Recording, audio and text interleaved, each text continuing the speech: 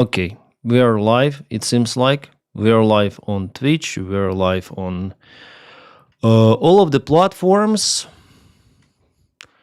all of the YouTube channels and whatsoever.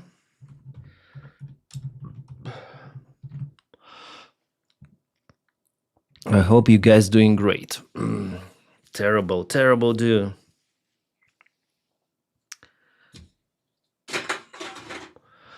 Evelyn, hi. Ben, hi. Mr. Murphy, hi. Betsy. All the guys, hi. Hope you're doing great. Hope you're doing fine. I'm doing good. Yeah. Today is kind of the crazy day for me, like in general, but I think for many of the people, but it's nice. And tomorrow I'm going to Davos, where the Trump is. So tomorrow probably there's going to be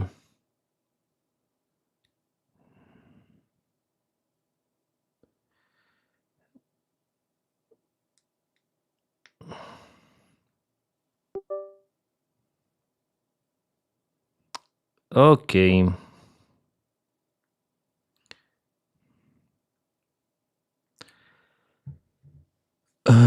So tomorrow I'm gonna meet Callan Robertson in Davos. You know who is Callan? Callan, not Callan. It's Callan, yeah. Callan Robertson. Yeah, it's gonna be a nice collab. Probably we're gonna meet all together. We'll see. I'm just gonna grab my car probably and go there.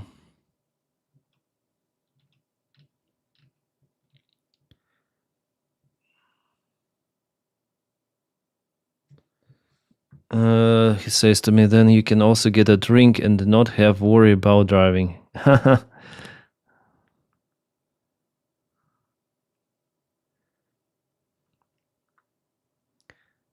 So I'm gonna go to Closters. That's the village not far away. Can I show you? I guess I can. Like, boom, boom, boom, boom, boom. Yeah, Davos is a very small village here.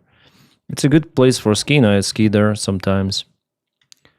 It's roughly 2 hours, me driving.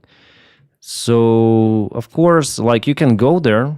You can park, I think, here, the car, near Davos Platz, but I think it will be like fully crowded. And about... So I'm gonna park it here. Callan says that I may park the car near to his place, and where he lives, I don't know. He'll tell me. And we're gonna take a train to reach Davos itself. So the short leg. We'll see. We'll see. Hi, Dennis. How long drive to Davos? Roughly 2 hours. Maybe 2 hours, 20 minutes. Something like that. Depends. Oh, Dizzy, thank you for subscription. Thank you. You started the stream. Wow. For contribution to the world over the last... Yeah, anytime. Good evening, Dennis in chat. Good evening, Dizzy. Nice to meet you. Hope you're doing great. Bishop starts hype, yeah. Keep safe, please, and sound great with Cal. Yeah. Thank you, Betsy. Something is interesting is happening here, yeah, in Switzerland. I don't know. Okay. I want to really check out Trump's Davos speech with you because I haven't seen it. I just saw some of the fragments of his speech, but I want really to check out the real full speech, and we're gonna unbook the book, what to say, with you, yeah?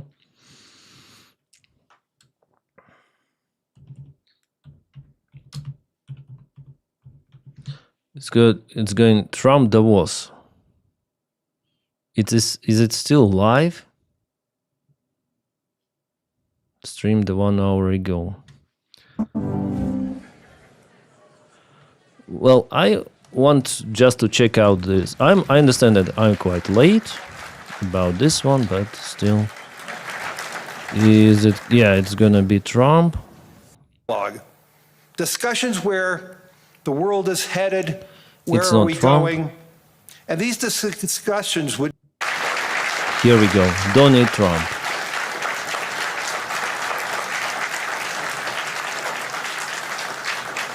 Greetings to Germany, Perpax.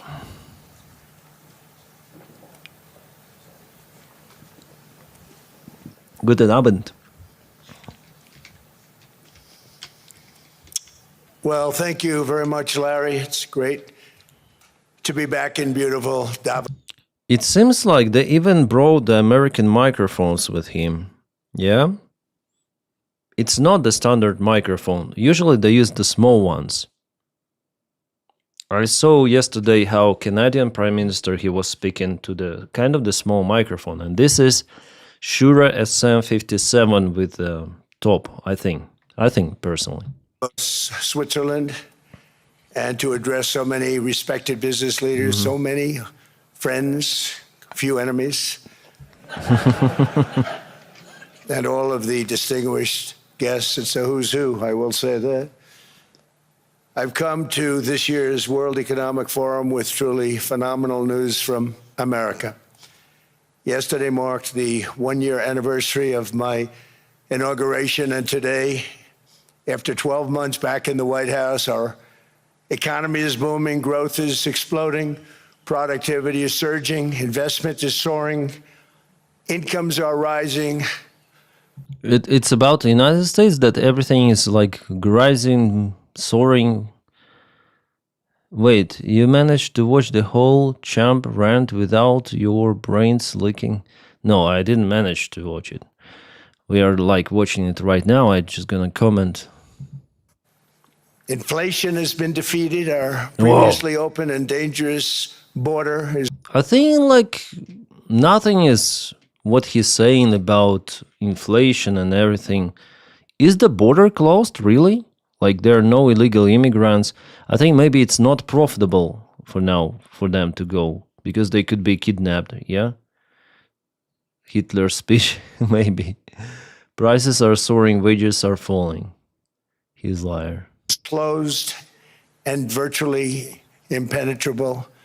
And the United States is in the midst of the fastest and most dramatic economic turnaround in our country's history. Under the Biden administration, America was plagued by the nightmare of stagflation, meaning low growth and high. Stagflation. I know this term applies for Russia, right? Stagflation. There was nothing even similar to stagflation in the United States under Biden. I mean, physically, the economy was growing. Someone should count how many times he says Biden. Yeah, once, but maybe more.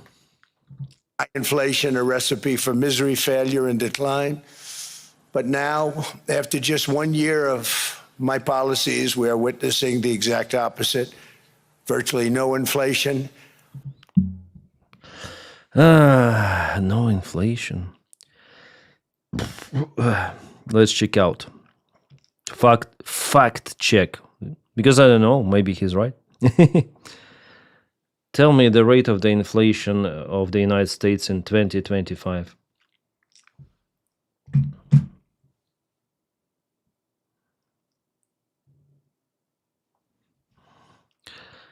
The headline, for the United States inflation, the headline inflation rate, consumers price index for the United States rose by about 2.7% in the 12 months, ending December 2025 compared with the same period of 2024. That means that overall prices paid by consumers were approximately 2.7% higher in December 2025 than in December 2024. Core inflation, excluding volatile food and energy prices, was about 2.6%. This 2.7 figure is the most recent and widely used official annual inflation rate. 2.7, well, it's not that high, I would say. I would say it's normal, yeah. But still, he says zero inflation. So it's not zero, it's 2.7%, which is I would say okay inflation. In Russia, it's 20 with something percent. So 10 times less than in Russia.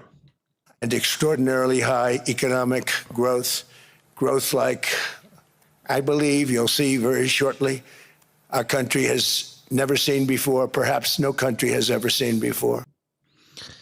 For me, it's very those. Okay.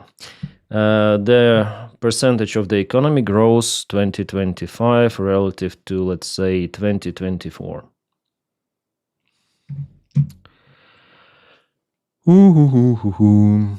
Okay. Annual growth in 2025 estimated to be the growth estimated to be around 2%, compared with 2.8% in 2024. IMF estimate 2% this year. Bank of Philadelphia forecast 1.9%, but in 2024 it was 2.8. So 2024 2.8 under Biden, 2025 2 under Donald Trump. Still growing, but less growing than under Biden. That's the deep shit, he says. Over the past 3 months, core inflation has been just 1.6%. Meanwhile, fourth quarter growth is projected to be 5.4%, far greater than anybody other than myself and a few others had predicted. Since the election, the stock market has set 52 all-time high records. So that's in 1 year, 52 records. Stock market, he says about. Can we, like, should I check, like, really everything what he said, like, cross-check? Because recently I got, like, information. What about Kadyrov, by the way? Kadyrov's younger son is recovering after a serious car crash. This was reported by against citing sources. According to them, Kadyrov was traveling in a motorcade and was not seriously injured in a crash. The sources are to be believed. So after all, there was the crash, yeah? Okay, stock market. I think there was the huge drop recently.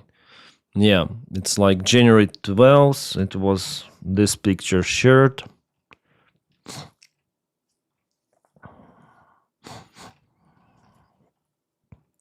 Well, massive sell all across growth stocks. Gold price. Well, yeah, there was the fall down, yeah.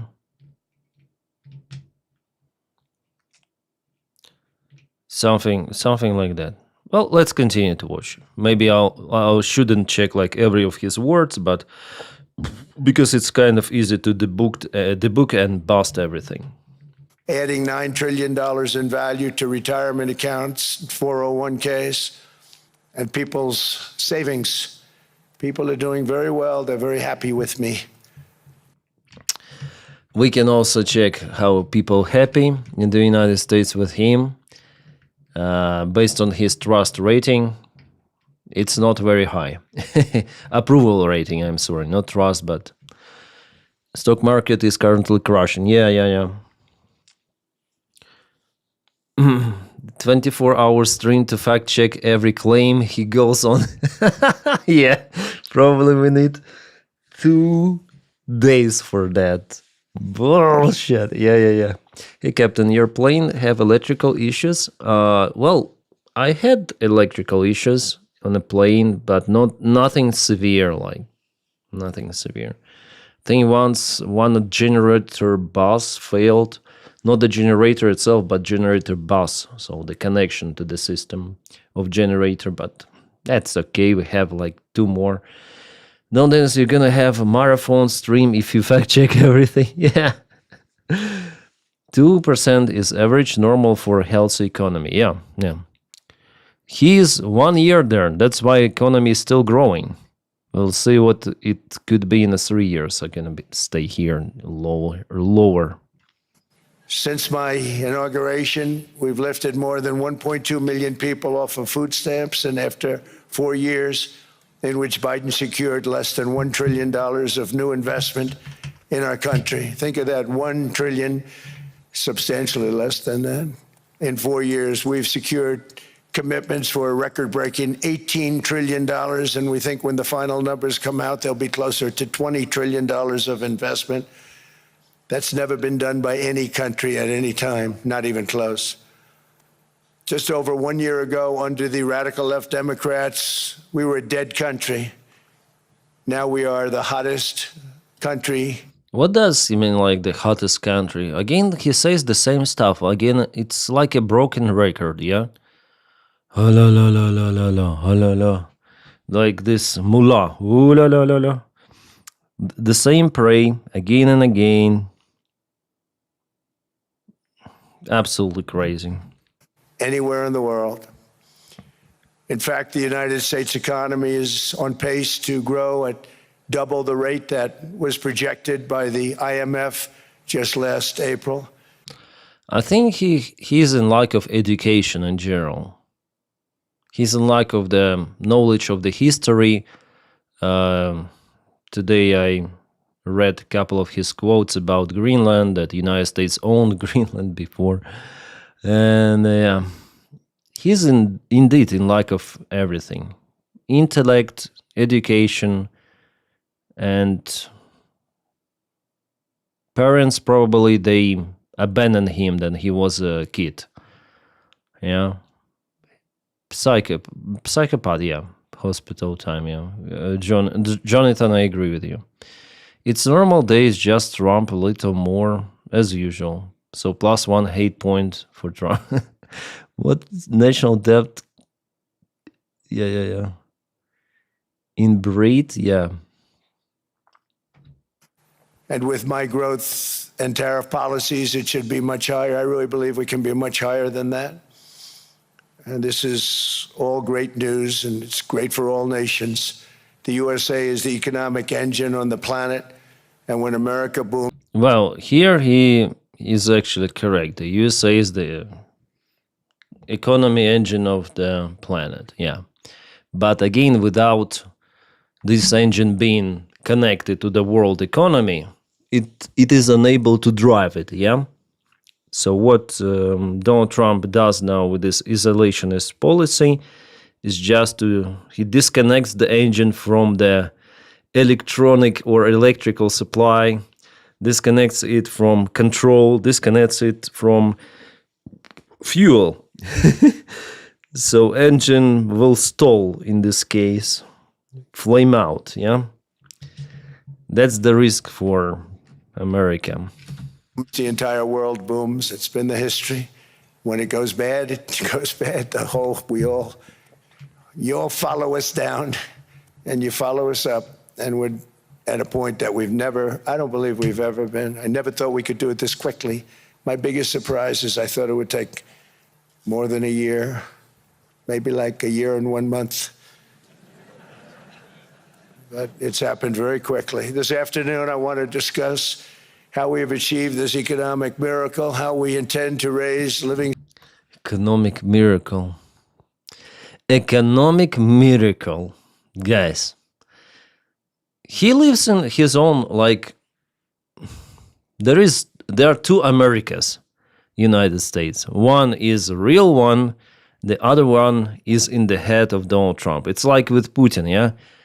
There is an army which is failing and grinding down itself on the front lines, moving on those UAZ vehicles, bukhankas, and horses. The other army is in Putin's head, which he saw many times on parades, yeah, or in movies. Two armies, and here we have two economies. 30% approval for Republicans, much worse than all other demographics. Yeah, Evelyn, you're correct. But still, there are some stupid people in America, like 30%. That's what Jake Bro says. Like 30% of people there supporting Trump still, despite what he's doing.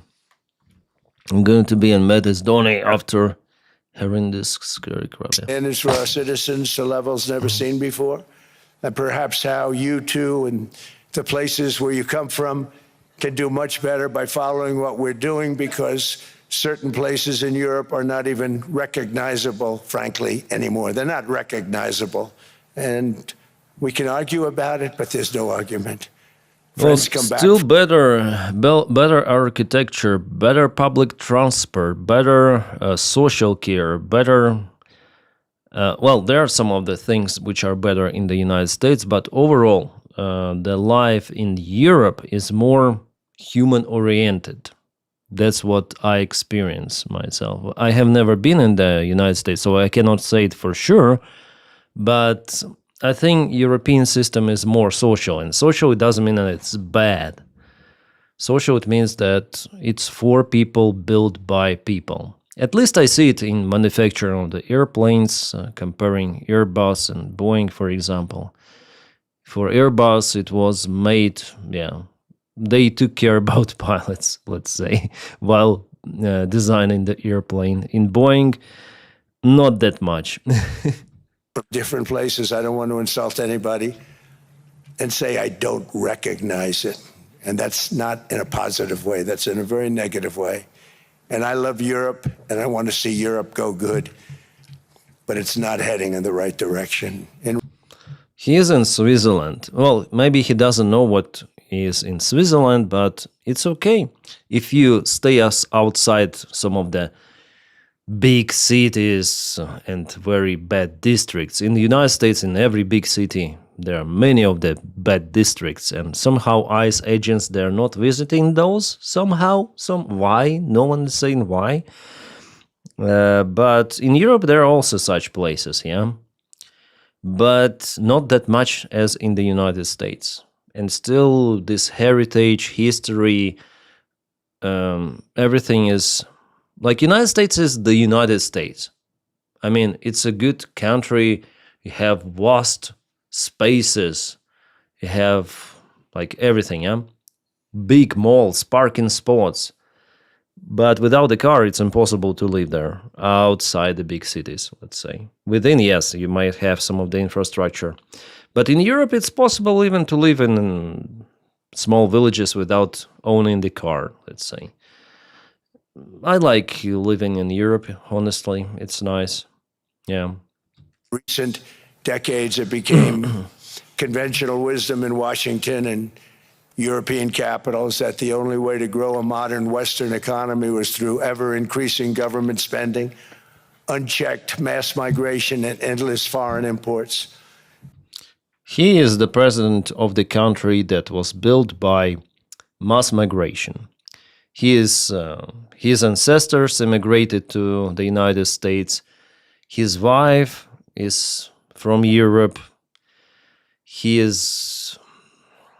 J.D. Vance has the wife. She is the kid of the immigrants from India. I'm not sure where they came from, but the United States is the country of immigrants, and they complain about immigrants. It's always fascinating, as for me. Somehow, 100 years ago, it was okay to go to the United States without any papers, so just go by boat and you're fine. But now it's, it's bad. Consensus was that so-called dirty jobs and heavy industry should be sent elsewhere, that affordable energy should be replaced by the Green New Scam, and that countries could be propped up by importing new and entirely different populations from faraway lands. This was the path that Sleepy Joe Biden administration and many other Western governments very foolishly followed. He put everything together. Some sort of the renewable energy, some people working on dirty jobs elsewhere, importing. What he wants Americans, like American citizens, to work on those dirty jobs. Well, maybe he will succeed in that. Then is it true that Zelensky is meeting him today? Not today, for sure. Maybe tomorrow. I haven't heard about today. I think Trump mentioned tomorrow, if I'm not mistaken. tomorrow is gonna be. I probably gonna go tomorrow in Davos in the morning, and maybe I'm gonna go to Ukrainian house for breakfast. JD Vance's surname change. Yeah. He changed many times. He's on the way out. Every time I see him, he is worse. Yeah.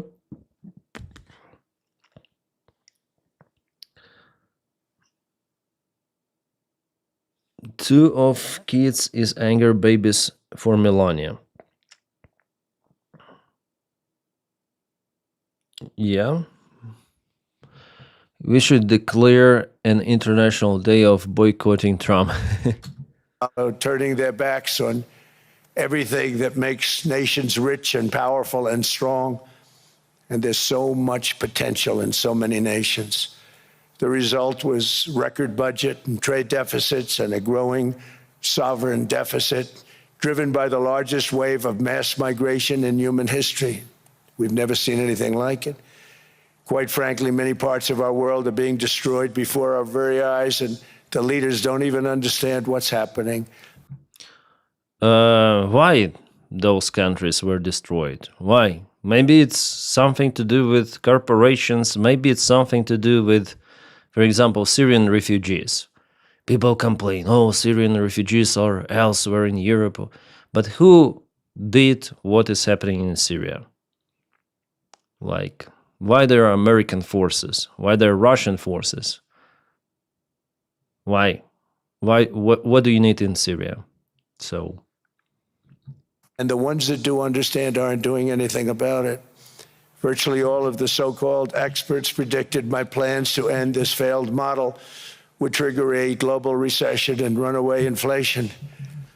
But we have proven them wrong. It's actually just the opposite. In 1 year, our agenda has produced a transformation like America has not seen in over 100 years. Instead of closing down energy plants, we're opening them up. Instead of building ineffective, money-losing windmills. Again, windmills. Will he say about China that China doesn't have windmills? Will he say it once again that the China, I think, okay. The last time he said, I wonder if he will say it once again, because there should be some people in his team who might correct him that China is installing those windmills as crazy. It is the world's biggest country as for the windmills, yeah? Tell me about China windmills, how many gigawatts they produce, the energy from windmills only.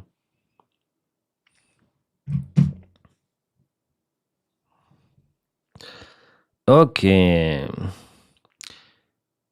Here is an update picture on China power, installed wind power capability, how much power China has by far the largest installed wind power capacity in the world. So Trump before said that China is just producing those windmills, they earn money, but they haven't installed those. But they installed, and they have the largest installed wind power capacity in the world. As late 2025, China's installed wind power capacity was around 580 gigawatts. 580 gigawatts. This includes both onshore and offshore wind turbines. To put in the context, 1 gigawatt is 1000 megawatt and 1 million kilowatt. So 570 is... yeah, it's understandable. How much electricity China generates from wind? Wind power may account for about 10% of China's total electricity generation. 10%!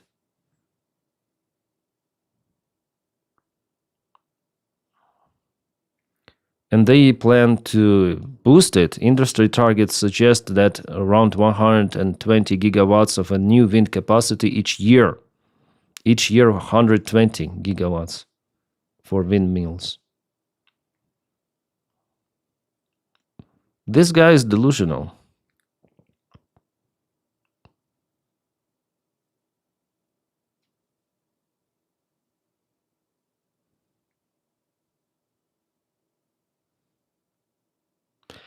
We'll see if he says, if he mentions China for the windmills. Taking them down and not approving any. Instead of empowering bureaucrats, we're firing them, and they're going out and getting jobs in the private sector for 2 and 3 times what they were making in government. So they started off hating me when we fired them, and now they love me. Instead of raising taxes on domestic producers, we're lowering them and raising tariffs on foreign nations to pay for the damage that... Yeah, but tariffs are being paid by Americans. They just make products more expensive, that's it. It's already debunked, busted many times. What was big clown down? He fired all people that would challenge anything he says. Yeah. I wouldn't chat if I didn't already give a like. Yeah, thank you guys for pressing the like to the stream if you watch me. They love me. Yeah. Everyone loves. China is reducing dependency on non-renewable energy. They're going green. Yeah, China is, I think, probably, that's what I heard, that China is going green faster than Europe. Now they're the little fantasy. Yeah. It was interesting.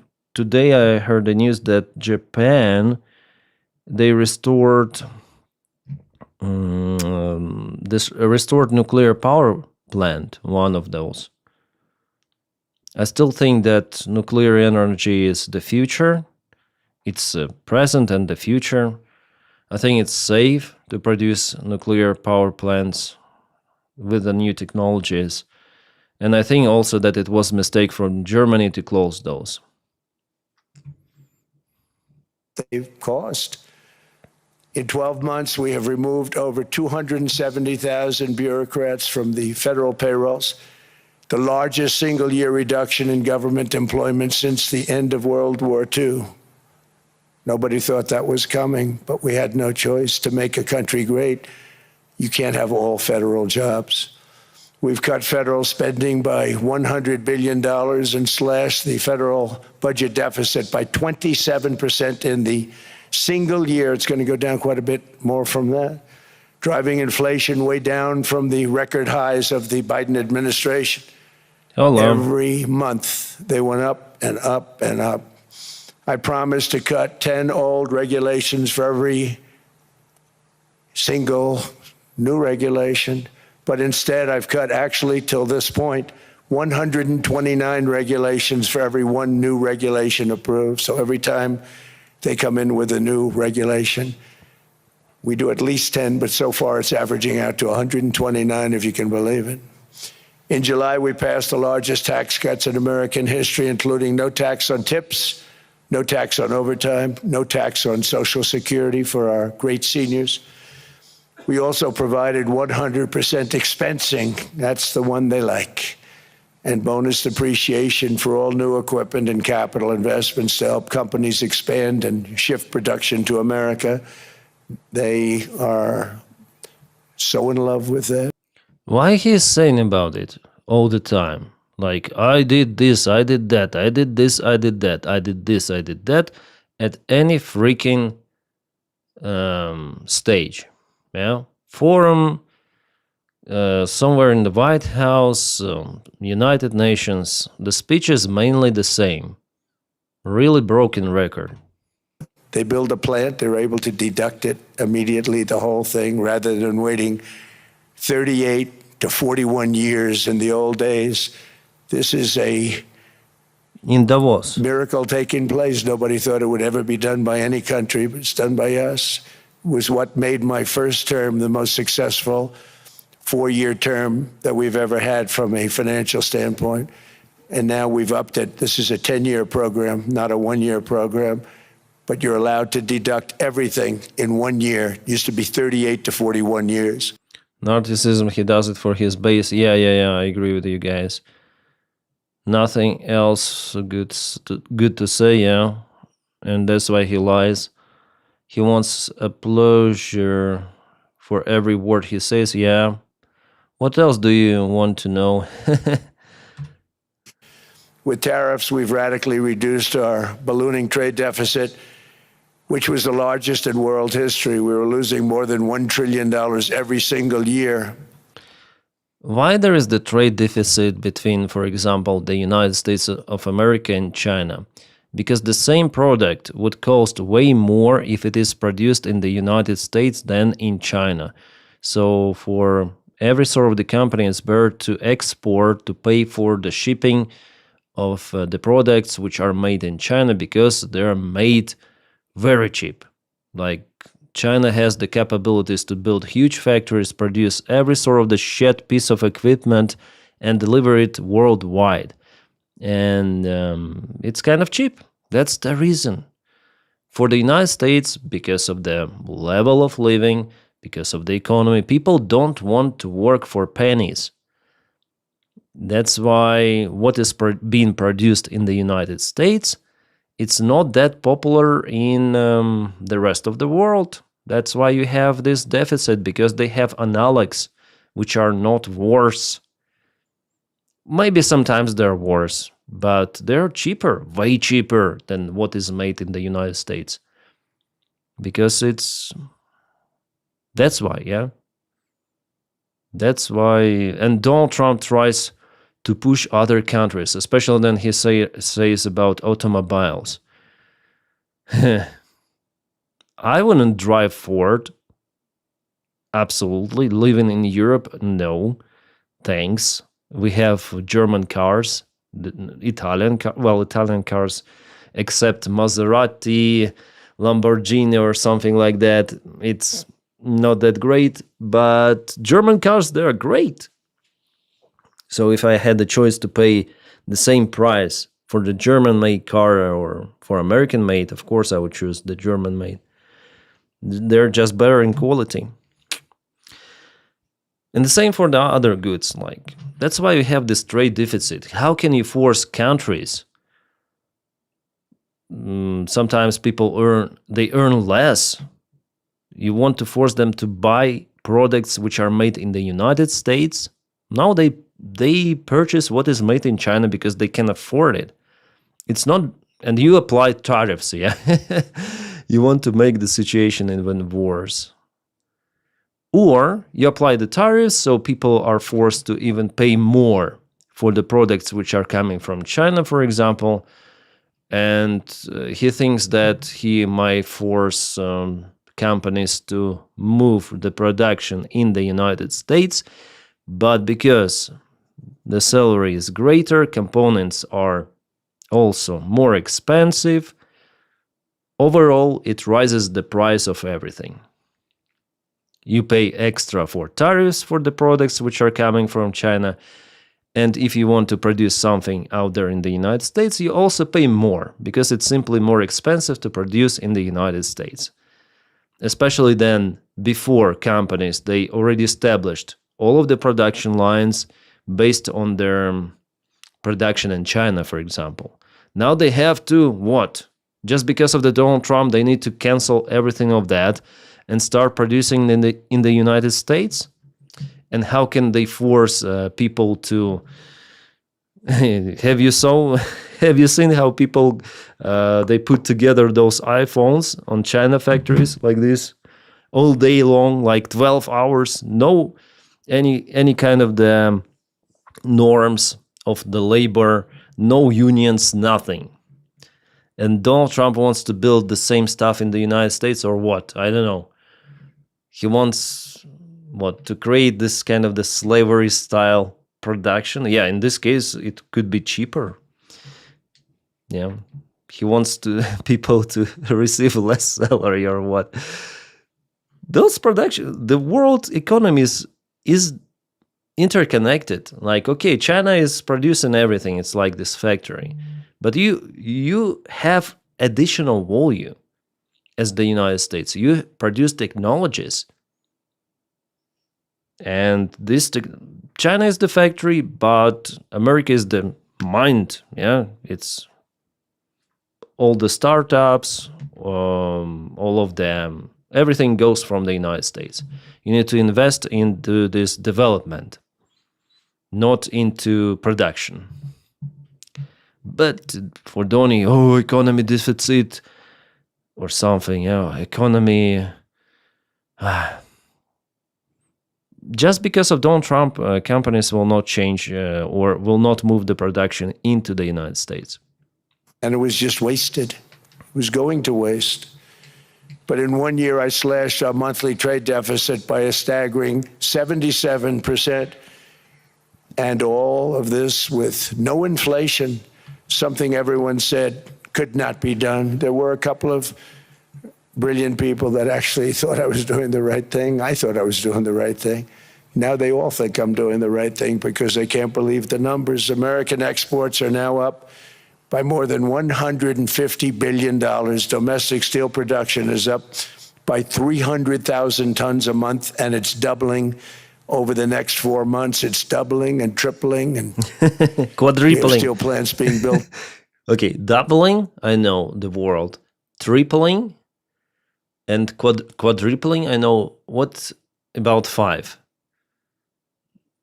How can we say increases by 5 times or what?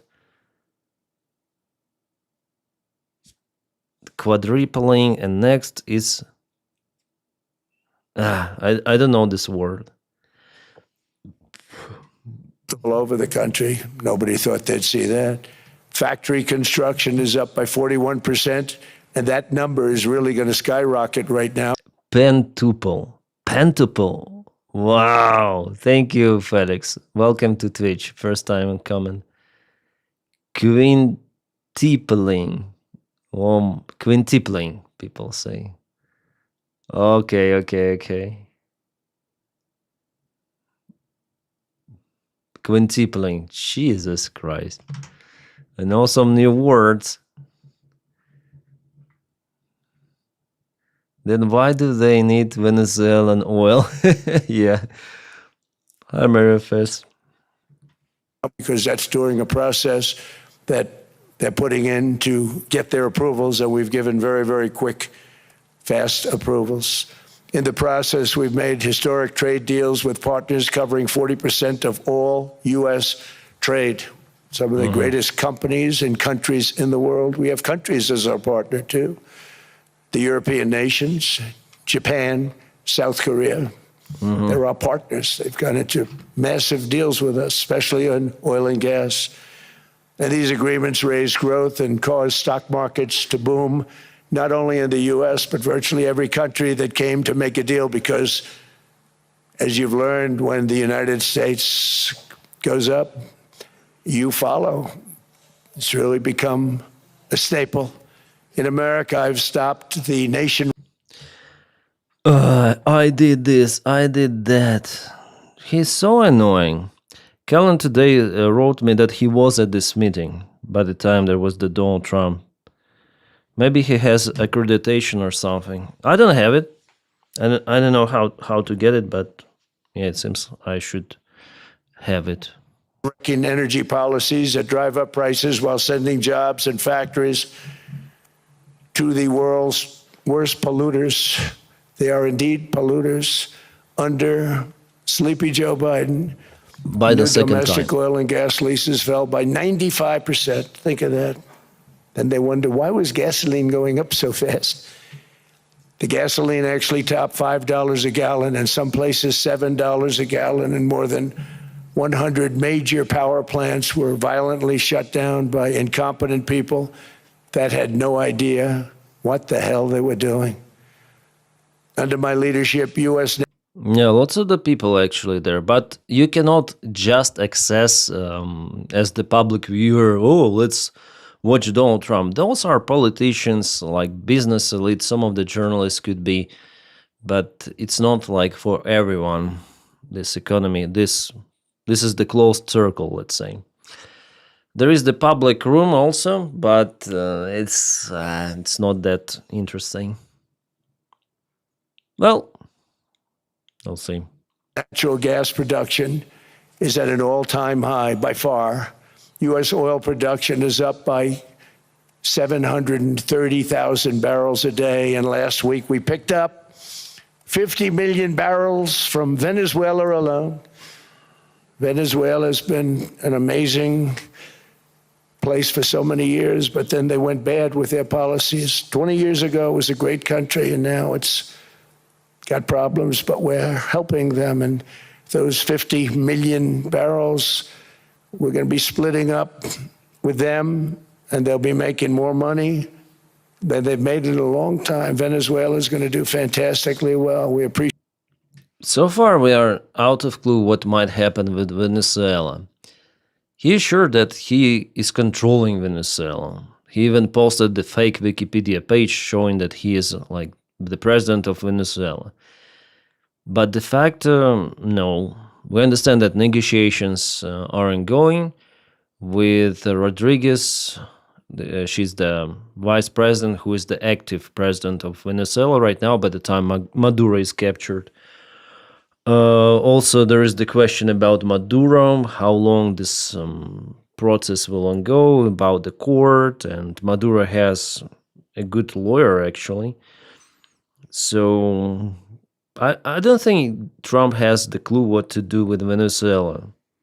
But as usual, he is pushing them. Yeah, we're gonna push you, because we can kidnap you, like as we did with Maduro. But Venezuelan regime is still there. It didn't go together with Maduro. Absolutely. All of the cooperation we've been giving. We've been giving great cooperation. Once the attack ended, and they said, let's make a deal. More people should do that. But Venezuela is going to make more money in the next 6 months than they've made in the last 20 years. Every major oil company is coming in with us. It's amazing. It's a beautiful. That's the bullshit. There was the meeting between Trump and those companies as Chevron, ExxonMobil. Well, ExxonMobil, they have some of the Trump's sponsors, so they're interested actually to go to Venezuela. But the rest, none of them were happy about this idea. Again, Chevron, I guess Chevron CEO said that they need at least 1 decade to reestablish production as it was before, and still it is risky, not just because of the political factors, but other factors too. So it's not the close perspective to drill like before from Venezuela. And still, Chevron will do it. You think so? I saw that maybe I mismatched Chevron and ExxonMobil. Well, some of them, of the CEOs, they were not happy about this idea to reestablish pumping from Venezuela once again, because it requires huge investments and there are no guarantees. And we understand that Trump is not forever there, just 3 years, and who knows what is coming. So how can you force those companies to invest billions in production? Yeah, I think it's unreal what he says about Venezuela. What he might do is to capture Venezuelan oil tankers or shadow fleet tankers and sell that oil. That's what he might do. That's called pirating. I'm not against it because they capture Russian oil as well. So, yeah, let's do like this. Thing to see. The leadership of the country has been very good. They've been very, very smart. The price of gasoline is now below $2.50 a gallon in many states, $2.30 a gallon in most states, and we'll soon be averaging less than $2 a gallon. I haven't seen $2 a gallon, but yeah, maybe I'm not living in the United States. The average, I think, 3 was something. And then as historically, American economic growth was not influenced by the political side or the president. It is still growing despite this clown so far. Yeah, we checked out the general information. The growth was 2% the last year, 2025. But compared to 2024, it's lower. In 2024, it was 2.8. And 2025, the forecast is something like 2%. Some say 1.9%, but still it is growing, yeah. Stable growth, despite Donald Trump. In many places, it's already down Thanks for even support. lower, $1.95 a gallon. Numerous states are at $1.99, numbers that nobody has heard for years. Actually, since my last administration, we got it down to around those numbers. I've signed an order directing and approval of many new nuclear reactors. We're going heavy into nuclear. I was not a big fan because I didn't like the risk, the danger, but they have the progress they've made with nuclear is unbelievable, and the safety progress they've made is incredible. Yeah, I also think that nuclear energy is good. So he also, changed his opinion because, the modern technologies, they allow, if you do not build nuclear reactor as Japan did at the very coastline in the shaky environment, a tsunami is the word that was made by Japan, was found out. So do not build freaking nuclear power plant close to the ocean. That's the only thing, or do not build those, in some of the area where there are earthquakes, a lot of earthquakes. The rest, it's okay. In Soviet Union, there was the disaster of Chernobyl, but it was connected to this recklessness of the Soviet mentality, which is absent in Western countries. So I consider it's pretty much okay, especially nowadays when technologies are boosting, and sadly Russia is exporting lots of the nuclear components, nuclear technologies. They're building lots of the nuclear stations elsewhere. Yeah, they are very good in that. We're very much into the world of nuclear energy, and we can have it now at good prices and very, very safe. And we're leading the world in AI by a lot. We're leading China by a lot. I think President Xi respects what we've done, in part because I've allowed these big companies building these massive buildings to build their own electric capacity. They're building their own power plants, which when added up... Yeah, they build their own power plants, and all of the people who live nearby, they have to pay some extra bills because electricity distributed in the area, it is evenly split around people who live in the county. And they pay extra bills just because they have some of the AI data center in their vicinity.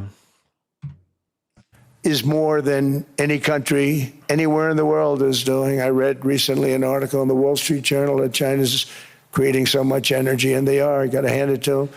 But we're creating as much or more, and we're letting them do that. I'm very proud of it. It was my idea. I said, you can't create this much energy. We needed more than double the energy currently in the country just to take care of the AI plants.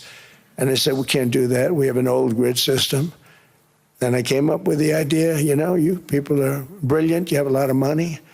Let's see what you can do. You can build your own electric generating plants. And they looked at me. They didn't believe me. All of the names that are, I think, in the room right now, if you want to know the truth.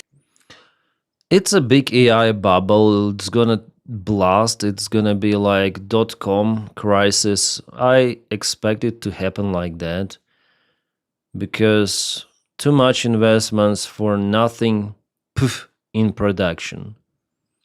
What do we use AI for? For most of the cases, just silly stuff, Some of the images, some of the information, we are not using it to produce the additional value, let's say.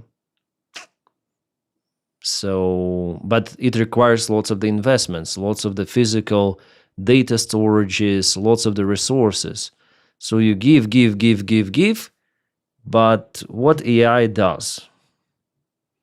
There was an article, I don't remember what legacy media published it, but it was published, I guess, today. And it says, like, in some of the cases, AI actually not reduces but increases the processing time for people to correct it. So it gives you the result, but it gives you in many of the occasions not the result you want. And I use AI sometimes, and it is happening like that. I all the time have to correct it. And it's about everything. Image generation, some of the advices about filling tax forms, general advices. You all the time have to correct it somehow. It gives you like nonsense. It doesn't understand your question properly. Like today I asked about the parking spots in Davos because tomorrow I'm gonna go there, and it gave me all of the detailed information, very precise. Where is the checkpoint? Where is everything? But it gave me the wrong city, St. Petersburg, somehow. And in the question, it was Davos, and it misunderstood the place. Why? And it's the paid subscription for the ChatGPT. So, yeah. So we cannot use it. Like, there is the potential. There are some of the spheres where it could be used, but relative to the billions of the dollars of the investments into AI, I don't see that it brings like the future opening, like it was with internet, yeah? Then it was internet, wow, connection, communication, everything. Yeah, it's without internet now our life is impossible. Similar to electricity, yeah? This breakthrough. But AI, I don't see the breakthrough. Absolutely. Just increased Google search and generating images and videos. That's what people are using AI mostly for. Yeah, for programming, but there is no dramatic change yet. Already it required lots of the investments, but the product, where is the product? Where I cannot feel it for now. Maybe we're at the beginning stage that I cannot feel it and see it. But yeah, we were told about AI already for 3 years or even more. AI. Everywhere AI. We're at the brink of the breakthrough, but where? And speaking about the smart variant of AI, not just this generation of some information or data collection. It is not actually AI. It's neural. It's the network, let's say, based on blockchain. Actually, I think. But if we speak about self-consciousness AI, we're very far from it. Very, very far. So basically what we have is the smart data centers, I think, with the potential to learn on the information, images, music, whatsoever, and produce something. But that something is, you do not have guarantee that it will be useful by you. It could be a crappy product. If you tell to Suno, okay, generate me this or that song, it will generate you the song, but it doesn't guarantee that you would love it or you would like it, or the song will be without any sort of the flows.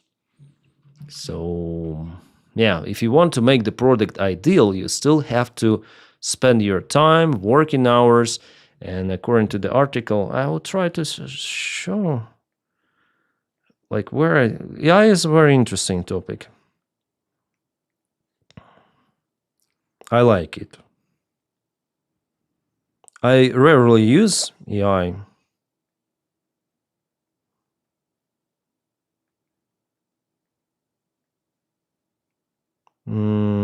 Try to find.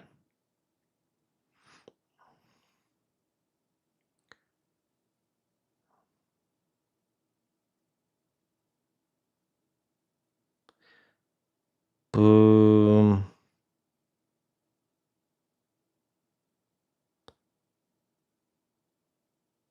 The world is changing fast. This is the most important AI. Well, I don't know. Maybe I'm wrong. Maybe AI is like the future. and we're just at the very beginning. But there were so many investments done for now, basically nothing, or just the smart search, yeah. So I'll check out that article that actually using AI is not saving time. They didn't believe it. And I said, no, you can't. They came back 2 weeks and they didn't have the plant. They said, we thought you were kidding. I said, no, not only am I not kidding, you're going to have your approvals within 2 weeks. I always say nuclear will take 3 weeks. But most aren't going that. They're going oil and gas. They're even going coal in some cases.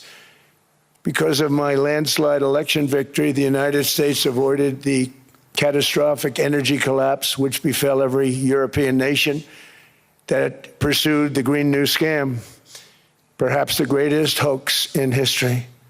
The Green New Scam, windmills all over the place. Again, he already spoke about windmills, then he deviated and then returned back to the same topic. What is happening in that brain? It's crazy. Ben Affleck and Matt Damon aren't very impressed with AI. Oh, I see. You saw the Joe Rogan interview with them. At least Google is trying to stop their AI not to give you lethal health advices. Oh, yeah. I heard also that ChatGPT wants to put advertisements there. They want to put advertisements because the company is losing money. Trump has Alzheimer's disease. So, like, he absolutely has some of the problem with his brain. If green is scam, who is getting value of it? I think he means China, because they're producing windmills and he hates windmills or something. I think just the sponsors of Republicans, they're connected to the fossil fuel companies, that's it. That's why he's against green energy. AI is not just for personal, it's deeply used industrial control machine and visualization of the correct work process. It's huge for industrial.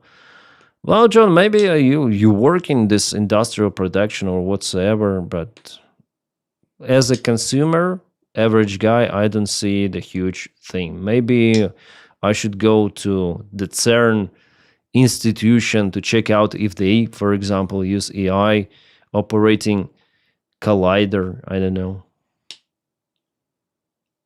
First of all, it was made for researches, yeah, for calculations, etc. Alzheimer is a lethal condition. Trump has picophobia, yeah, windmill phobia. I don't like this background picture. Can you please put some beautiful in it? Sound most, what do you mean background picture? Destroy your land. Destroy your land. Every time that goes around, you lose $1,000. You're supposed to make money with energy, not lose money. Here in Europe, we've seen the fate that the radical left tried to impose on America. They tried very hard. Germany now generates 22% less electricity than it did in 2017. And it's not the current chancellor's fault. He's solving the problem. He's going to do a great job. But what they did before he got there, I guess that's why he got there. And electricity prices are 64% higher. The United Kingdom produces just 1/3 of the total energy from all sources that it did in 1999. Think of that, 1/3. And they're sitting on top of the North Sea, one of the greatest reserves anywhere in the world, but they don't use it. And that's one reason why their energy has reached catastrophically low levels with equally high prices. High prices, very low levels. Think of that, 1/3. And you're sitting on top of the North Sea, and they like to say, well, you know, that's depleted. It's not depleted. It's got 500 years. They haven't even found the oil. The North Sea is incredible. They don't let anybody drill. North Ocean. I don't know in English, but it's certainly David Ocean. So it's I don't know in English. It's Northern Ocean, I think. I cannot listen to this uninformed, whining voice of Trump. Sound most, yeah.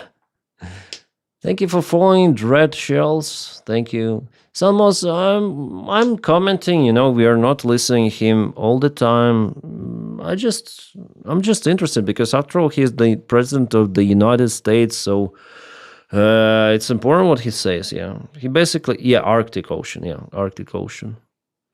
Dennis, I didn't know you streamed. I've been following you, you're 2 for 3 years. Dread Shells. I'm streaming like very often, let's say. I try to do it every day, but sometimes I'm busy, like it was yesterday. Oh, no, yesterday in the morning I streamed. So now it's a perfect time in the evening, I guess. So, Dread Shells, welcome to Twitch. Bering Sea, I think he means. Bering Sea, maybe. Environmentally, they don't let them drill. They make it impossible for the oil companies to go. They take 92% of the revenues. So the oil companies say, we can't do it. They came to see me. Is there anything you can do? I want Europe to do great. I want UK to do great. They're sitting on one of the greatest energy sources in the world, and they don't use it. In fact, their electricity prices have soared 139%. There are windmills all over Europe. There are windmills all over the place, and they are losers. One thing I've noticed is that the more windmills a country has, the more money that country loses and the worse that country is doing. China makes almost all of the windmills, and yet I haven't been able to find any wind farms in China. Did you ever think of that? That's a good way of looking at it. I was waiting for it. I was freaking waiting for it. Oh, jeez. He really said again this bullshit. And there is no one from his team to correct him. Jesus Christ. No way. Come on.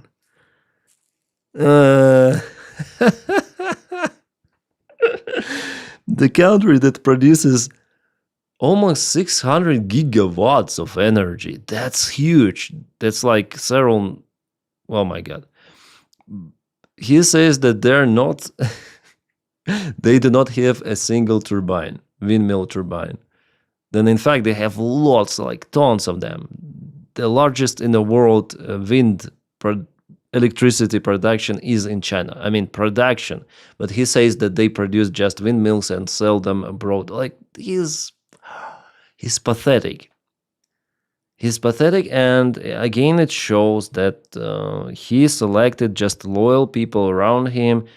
They all say, yes, yes, Donald Trump, yes, Donald Trump. There is no one from his team who might say, Donnie, you said about windmills in China, and yeah, they have actually the most production of the energy in the world from windmills, and maybe just not to look stupid, we shouldn't say about it once again, or we shouldn't say about lowering the price on drugs like 700%, 1000%, because it's mathematically not possible, Donnie.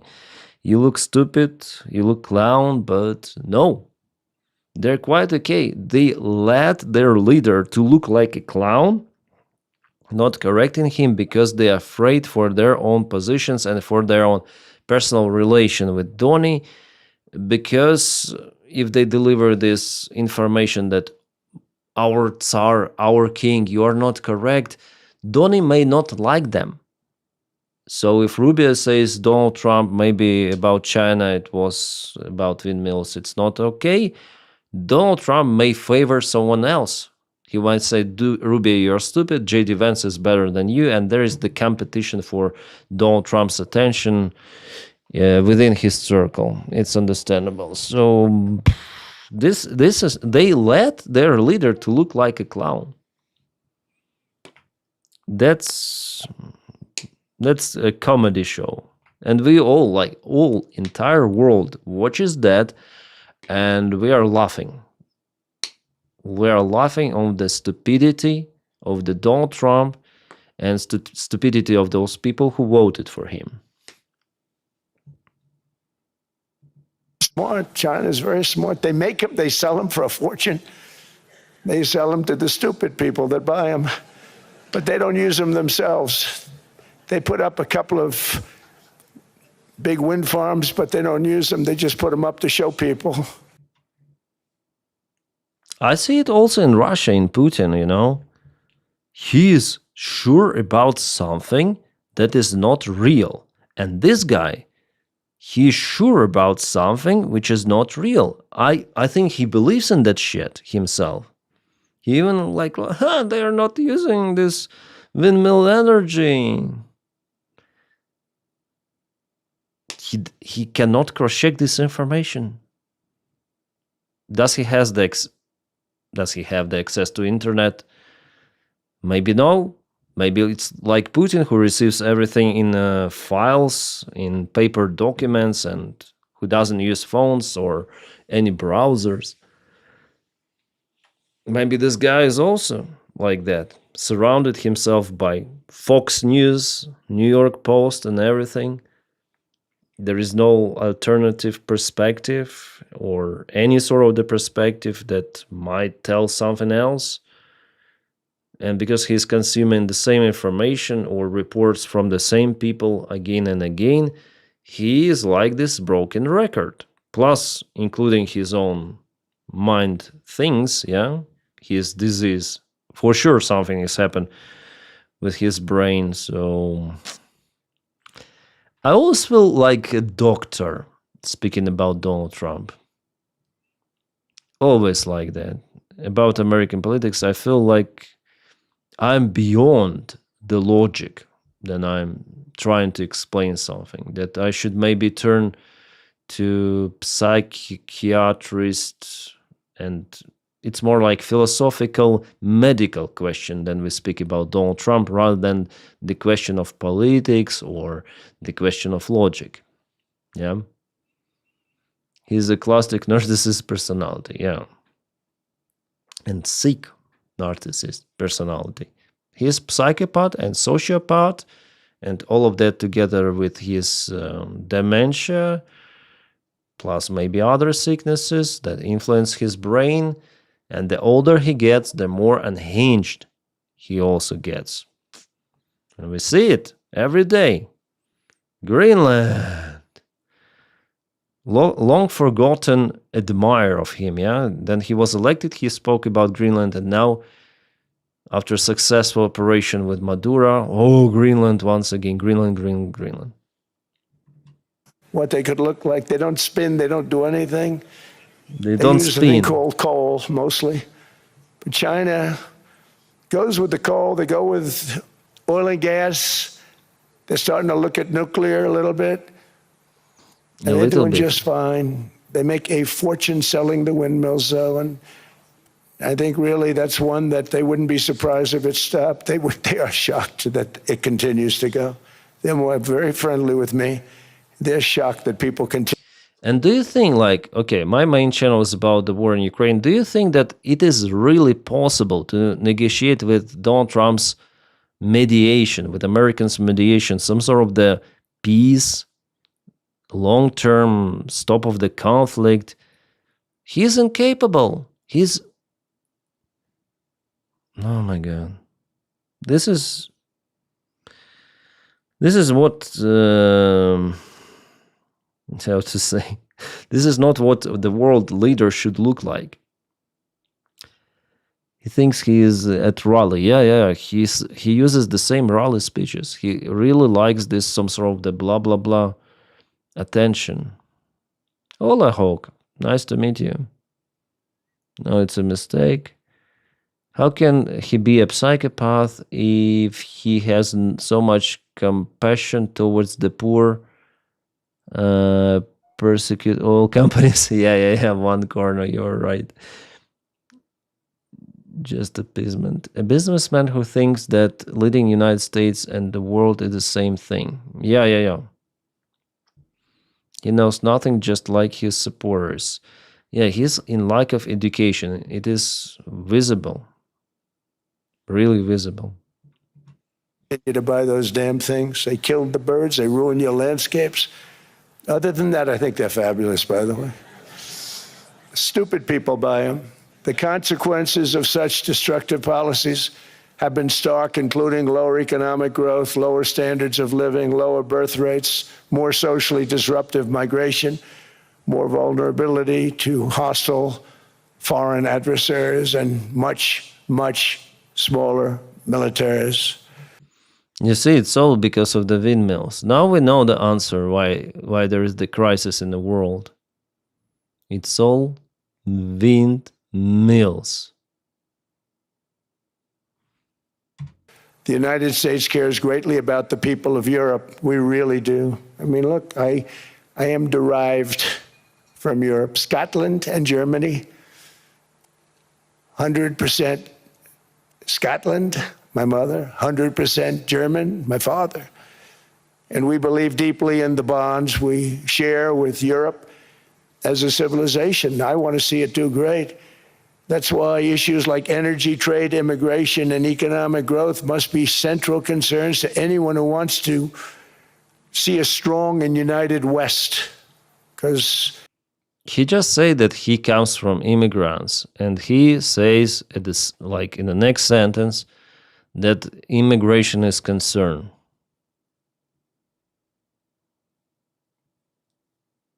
So, okay. Europe and those countries have to do their thing. They have to get out of the culture that they've created over the last 10 years. It's horrible what they're doing to themselves. Yeah, he again mentions that already for the second time. Because Europe is democracy, they value the freedoms of people, but United States, they want to create this neo-fascism, as we see with Donald Trump. I mean, not entire United States. After all, 70%, I guess, Americans are pretty much good people, at least 70%. The rest, they still support Donald Trump. So we see how they want to create this neo-fascism, techno-fascism, I also call it. It's based not on equality, yeah, not that all people are the same, but if you different, it means that you may get less, and the difference could be anything: social status, race, religion, even like that. You see how they don't want to have some of the religions now. Even he always speaks about Somalian. So if you are Somalian, you're subhuman. Yeah, you shouldn't have the rights, even if you are American. If you are naturalized American, we're gonna take your passport. They say like that from MAGA. You're going to take your passport out, you should go to Somalia if you do not support our neo-fascism policy.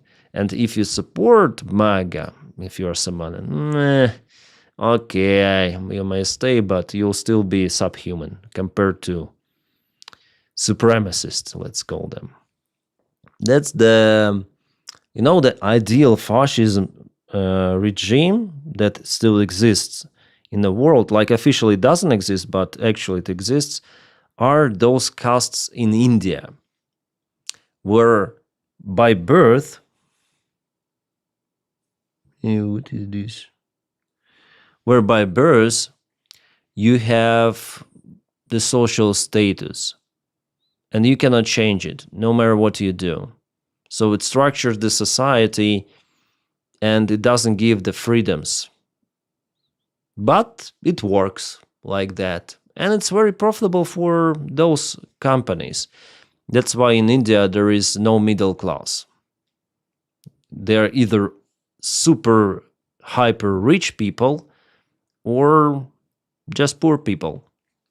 That's what they want to build in USA, to make rich people richer and poor poorer, and demolish the middle class. That's my take. I could be wrong about it, but that is how I think. They're destroying themselves. These beautiful, beautiful places. We want strong allies, not seriously weakened ones. We want Europe to be strong. Ultimately, these are matters of national security, and perhaps no current issue makes the situation more clear than what's currently going on with Greenland. Would you like me to say a few words of Greenland? Greenland. I was going to leave it out of the speech, but I think I would have been reviewed very negatively. I have tremendous respect for both the people of Greenland and the people of Denmark, tremendous respect. But every NATO ally has an obligation to be able to defend their own territory. And the fact is, no nation or group of nations is in any position to be able to secure Greenland other than the United States. We're a great power, much greater than people even understand. I think they found that out 2 weeks ago in Venezuela. We saw this in World War II, when Denmark fell to Germany after just 6 hours of fighting and was totally unable to defend either itself or Greenland. So the United States was then compelled, we did it, we felt an obligation to do it, to send our own forces to hold the Greenland territory, and hold it we did at great cost and expense. They didn't have a chance of getting on it, and they tried. Denmark knows that. We literally set up bases on Greenland for Denmark. We fought for Denmark. We weren't fighting for anyone else. We were fighting to save it for Denmark. Big, beautiful. It was just the interest of the United States of America to supply and support allies who were fighting against Germany, Brits, and even Soviet Union. And Denmark, because of its geographical location, was profitable to put some of the bases there and use it for logistics. Yeah, logistics. That's important. If it wasn't the interest of the United States of America to support allies, by the time America would never ever deploy their troops and create bases in Greenland. That's the only reason.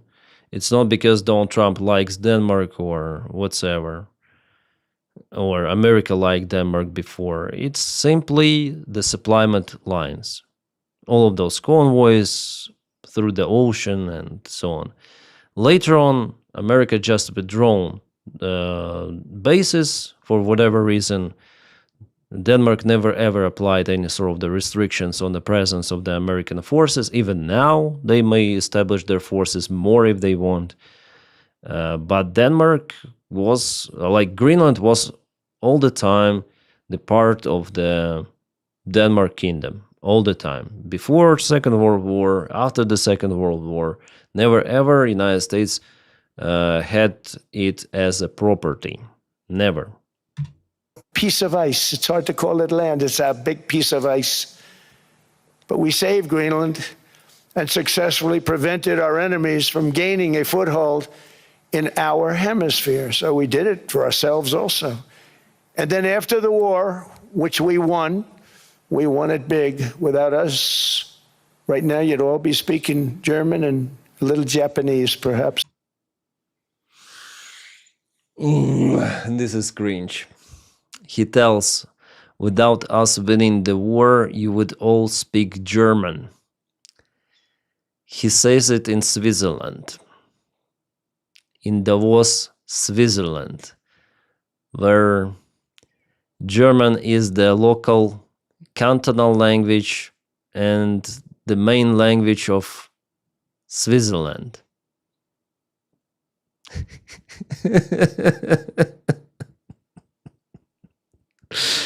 Oh, this is crazy.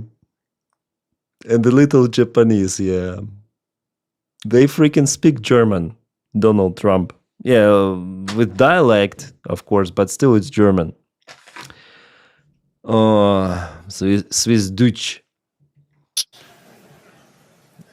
After the war, we gave Greenland back to Denmark. How stupid were we to do that? But we did it. You never kept Greenland to give it back. You never had the right on Greenland. You never owned it as the United States. Never. You just had military bases because it's profitable. That's it. It's not because, oh, we had the bases to save the world, to save Denmark. You had the bases to supply allies who were fighting against Nazi Germany, because Nazi Germany was an evil dictatorship, inhumane. Yeah. We gave it back, but how ungrateful are they now? So now our country and the world face much greater risks than it did ever before because of missiles, because of nuclear, because of weapons of warfare that I can't even talk about. 2 weeks ago, they saw weapons that nobody ever heard of. Oh. They weren't able to fire one shot at us. They said, what happened? Everything was discombobulated. They said, we've got them in our sights. Discombobulated. Press the trigger and nothing happened. No anti-aircraft missiles went up.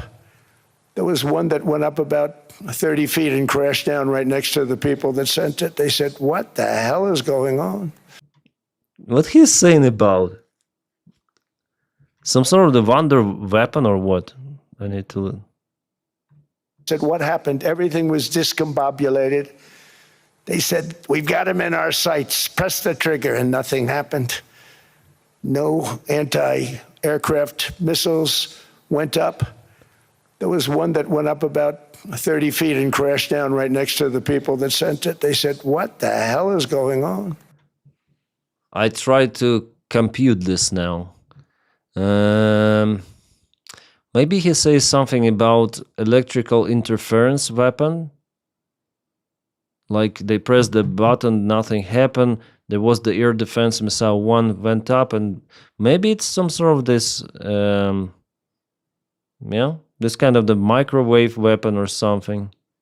He tries to tell about, or what is his electronic warfare system weapon that makes your nose bleed. Think so? Discombobulations, yeah. What the hell is going on? Yeah, I tried to compute that, and I like the speech where he almost lost his dentures. It was hilarious, yeah. Those defensive systems were made by Russia and by China. So they're going to go back to the drawing boards, I guess. Now I don't understand it. They tested American Wunderwaffe on some sort of the electronic warfare system on Russian and China made air defense. Yeah? Maybe they have some of the units of the Russian air defense and the Chinese air defense. Maybe it happened in real life. Maybe he's not making this up. I think so, right? But the way how he explains everything of that, it looks like the degenerative story. Greenland is a vast, almost entirely uninhabited and undeveloped territory. It's sitting undefended in a key strategic location. In Venezuela. Yeah, you're correct. In Venezuela. Maybe in Venezuela. Maybe he says about Venezuela. Maybe they tested after all something like that there. Between the United States, Russia, and China. That's exactly where it is, right smack in the middle. Wasn't important nearly when we gave it back. When we gave it back, it wasn't the same as it is now. It's not important for any other reason, everyone talks about the minerals. There's so many places. There's no rare earth, no such thing as rare earth. There's rare processing. But there's so much rare earth, and to get to this rare earth, you got to go through hundreds of feet of ice. That's not the reason we need it. We need it for strategic national security and international security. But this is hoax, because Donald Trump, maybe he doesn't understand, but he is the part of NATO. He always sees and speaks about NATO as some sort of the foreign organization, and de facto he is the main member of NATO. And Greenland, being as a NATO member, it's under protection, actually. That's why Ukraine actually wants to join NATO, to protect itself from Russia, because with the joint forces, at least there is a probability that our allies may help. So de facto, Greenland is already protected against China, against Russia, against everything. So why do you need ownership over this island, rather than to have the access for resources, for the natural resources? I think that's the only reason, the main reason, to have this access, and also to have what? To show fellow Americans that I am this emperor, I am capable to expand America and make it the second biggest country after Russia. Now, Canada is the second biggest. So we're going to make America bigger than Canada by taking Greenland, or what? Or maybe it's his personal ambition. Because what he tries to say, this security or some Russian ships or China boats, first of all, it's not the threat, because Russia doesn't have resources to get Greenland under control, and it's busy in Ukraine, and it's not their variant. Russia already has the access to Arctic. China, logistically, it's impossible. It's far away. But Donald Trump says it as something that is inevitably will happen, this conquering of Greenland. It will not happen. If you think about it, if you really take care about Greenland, you should say, as a NATO member, we're gonna have the obligation to protect Greenland because it's our national security interest, so we're gonna increase the presence of the United States. And Denmark is completely okay with that. Let's deploy more forces. Let's protect Greenland. Why do you need ownership? It's the pure greed. And because of the changing climate, it's still, after all, the greenhouse effect is there. Whether it's the connection to human or not, I mean, or maybe it's the natural thing. That's the topic of another stream, maybe. But the ice is melting, so you may have some of the access to the natural resources in the future, maybe. But he says it's all about security. Enormous unsecured island is actually part of North America, on the northern frontier of the Western Hemisphere. That's our territory. It is therefore a core national.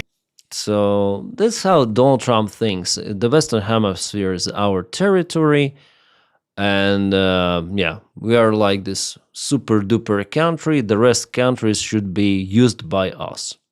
This is neo-colonialism and neo-fascism as well. National security interest of the United States of America. And in fact, it's been our policy for hundreds of years to prevent outside threats from entering our hemisphere, and we've done it very successfully. We've never been stronger than we are now. That's why American presidents have sought to purchase Greenland for nearly 2 centuries. You know, for 2 centuries they've been trying to do it. They should have kept it after World War II, but they had a different president. That's all right. No one kept it. There were just American bases. It was agreement between Denmark and... No one occupied Greenland before to give it back. People think differently. Much more necessary now than it was at that time, however. In 2019, Denmark said that they would spend over $200 million to strengthen Greenland's defenses. But as you know, they spent less than 1% of that amount. 1%. There's no sign of Denmark there. And I say that with great respect for Denmark, whose people I love, whose leaders are very good. It's the United States alone that can protect this giant mass of land.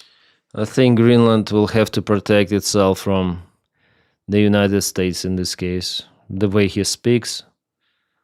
Why do you need to protect your country? You need to protect your country against occupation of the other country.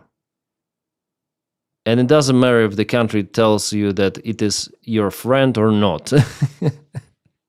It's still the occupation. There is no good term for occupation. And military should protect the country, right? Every country's military exists to protect the country. This giant piece of ice, develop it and improve it and make it so that it's good for Europe and safe for Europe and good for us. And that's the reason I'm seeking immediate negotiations to... Well, finally he says that piece of ice we're going to develop, he says. Develop it means take resources. Once again discuss the acquisition of Greenland by the United States. Acquisition. Just as we have acquired many other territories throughout our history, as many of the European nations have. They've acquired. There's nothing wrong with it. Yeah, but this history, as he said like before, yeah, the acquisitions, those acquisitions happened before, he mentioned, in the history. But where these acquisitions led us to the Second World War. It was the turning point for humanity to sit and think, oh shit, you know, with nuclear weapons, it cannot continue like that any longer. We need to come out with some of the solutions, some of the world order, international rules or something, you know, let's create this United Nations. Yeah, for now it's useless, but anyways, there was something. And we were living decades without this global confrontation, without, yeah, still, as Canadian Prime Minister Mark Carney, yeah, yesterday he said that those big countries, they still violated this international law here and there. They were searching for exemptions. Like, for example, it happened in Iraq, yeah? There was no justification to really attack Iraq. Oh, chemical weapons. But really it was just the collapse of the dictator regime. Later on it led to even worse things, yeah, with ISIS and so on. So it was a useless thing to do. There was no justification to start Iraqi war. Anyways, now it's totally unhinged. Donald Trump says, oh, before you could acquire some of the territories as a result of the trade or a war, but if we return back to what was before the Second World War, before that world international law, world order, we're going to collapse very soon. Again, because of the nuclear weapons. He wants to divide the world. He, Putin, Xi, they want to divide the world into the spheres of influence. Donald Trump is responsible for Western Hemisphere. Putin is responsible, let's say, for ex-Soviet countries or ex-Russian Empire, and also has his own influence partially in Germany and Central Eastern European countries. Western Europe, it's more or less independent. UK is partially slave to the United States. China controls Southeast Asia and the rest. So in this world, the problem is that the spheres of influence, they still cross. That's the first problem. Even now we see how they cross, with the United States not okay with Venezuelan or Russian tankers that work together in Venezuela. Russian oil is used to a little bit mixed with Venezuelan heavy oil to process it, or even being able to put the Venezuelan heavy oil on the ships, on tankers. Even now, United States, at the very, very beginning of this division of the world, even now there is the confrontation between the main nuclear powers, Russia and the United States. They captured freaking Russian ship, and we are not yet in a full-scale confrontation. Yeah, so if they want to divide this world, they're gonna cross somewhere. China will say it's ours. United States say no, it's not. It's ours, and big war once again. In return to the what was before the Second World War is very freaking risky. It's impossible without this big war. Impossible. And we would be lucky if those wars would be like local ones without the use of nukes. But the risks are huge. With this mindset, it's a very, very dark path for the entire world. Very dark. And the second thing why this division of the world is not possible, simply because ideologically, how to say, like, they're different after all. The United States, they're different from Russia, Russia different from China, and they're different between each other ideologically. Yeah, they cannot live with separate powers. Like, there should be something more global. But yeah, we see this thing that returned to this colonialism, can I call it like that, where it doesn't matter what small countries think, like Denmark. I like Denmark, but you have to give me your piece of land, It's way bigger than Denmark itself, but you should give it to me. Yeah, like European part of Denmark is way smaller than Greenland. But I don't care, you give it to me, because I want it. I want. If it is I want, that's the law. So that's very dangerous. Many of them, some went in reverse, actually, if you look. Some had great, vast wealth, great, vast lands all over the world. They went in reverse. They're stuck back where they started. That happens too. But some grow. But this would not be a threat to NATO. This would greatly enhance the security of the entire alliance, the NATO alliance. The United States is treated very unfairly by NATO. I want to tell you that. And when you think about it, nobody can dispute it. We give so much and we get so little in return. And I've been a critic of NATO for many years. And yet I've done more to help NATO than any other president. What did he do to NATO? What have he done? Yeah. What has he done to NATO? As he says, like, I did so much to NATO. What did he do? He just undermines this alliance,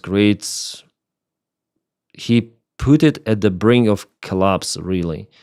They came out with this national security strategy about NATO, about European allies, showing them as enemies. No word about Russia in a bad light. No word about, partially it was bad towards China, but towards Russia is okay, Russia is fine. But Europe, like he shows that, Europe is the enemy. That's his attitude towards NATO. So I'm quite confused. Then he says about NATO that he done something good for it. He done absolutely tremendous harm for NATO. By far than any other person. You wouldn't have NATO if I didn't get involved in my first term. The war with Ukraine is an example. We are thousands of miles away, separated by a giant ocean. It's a war that should have never started, and it wouldn't have started if the 2020 U.S. presidential election weren't rigged. It was a rigged election. Same old record. And again, he says about big, beautiful ocean whatsoever, Atlantics, Did it save United States from joining the First World War? Did it save United States from joining the Second World War? Absolutely not. It's not about the ocean. It's absolutely not about the ocean. If there is the global confrontation, the United States will be there, whether they like it or not. His lunacy made us spend more on defense. Yeah. Remember, Putin wouldn't have done for Ukraine if Trump were the president. He won't take Greenland. Well, yeah, NATO has given America the opportunity in decades of peace and build the biggest economy. Yeah. United States has ocean but needs Greenland. Yeah. Denys, you don't have to understand just to believe in his words and obey. Yeah, that's his goal, actually. Not to understand, but believe in his words. But for that, I should at least cut half of my brain, to be at least half stupid from the stupidity I have. Natural stupidity. It should be like almost a diagnosis for me to believe in what he says. It's a mistake to chase disproving all his lies. Yeah, I think it's useless even to cross-check his information via ChatGPT. I started from it. Oh, let's debug. Let's cross-check Donald Trump. But it's useless because he lies all the times. Lies after lies after lies. Following the hours and delays after 9/11, our NATO allies opened their homes to American and cared. Yeah. Actually, all of those bases in Europe, they work for America. The medical support for American warriors was done by Europeans. Yeah. And the Europeans, they were fighting all together with Americans in Afghanistan for freaking 20 years or how long that war was. He's literally Putin the second, 100%. Everybody now knows that. They found out. People will soon be prosecuted for what they did. It's probably breaking news, but it should be. It was a rigged election. Can't have rigged elections. Oh, he wants to apply internal reparations on so-called rigged elections, you see. People responsible for rigged. It's the witch hunt inside the United States. He really wants to turn USA to dictatorship, but he'll not be successful. Look at his face. He's barely standing there. Borders, strong elections, and ideally a good press. I always say it. Strong borders, strong elections, free, fair elections, and a fair media. The media is terrible. It's very strong borders means closing the country for immigrants. Yeah, that's his goal. Fair elections means opposite. Unfair elections, only Republicans and MAGA will be elected. And free press means repressions against press. He already did lots of the repressions. If he doesn't like any sort of the comedy show, he is willing to recall the license from the entire channel. He openly said about it, and he even tried. With Jimmy Kimmel, we remember that story, yeah? Also, what he says, like free press in the Orwell 1984 language, means opposite. If he says about fair elections, we should turn it upside down and say unfair elections. That's his words. I mean, real words. very crooked. It's very biased, terrible. But someday it'll straighten out because it's losing all credibility. Think of it. When I went in a landslide, a giant landslide, won all 7 swing states, won the popular vote, won everything, and I only get negative press. That means that it has no credibility. Again, he said about it openly. Before, just one sentence ago, he said about the freedom of press or something, yeah? Free press. And now he openly says, if I won the elections by, as he calls, landslide, if I've been told, if they are telling wrong about me, like bad about me, yeah? If they're telling bad, it means that they are unfair and they should not exist. Something like that, yeah? Yeah, so basically it's like I tell you, free press is no free press. That's the Orwell language. And if they're going to get credibility, they're going to have to be fair. So you need a fair press. Fair praise in his mind is the press that only praises me. Never criticizes me, always praises my action. This is total autocracy, fascism. But you also need those other elements. And I inherited a terrible, terrible situation. If you look, the border was open, the inflation was raging, everything was bad with the United States when I came into office. But I also inherited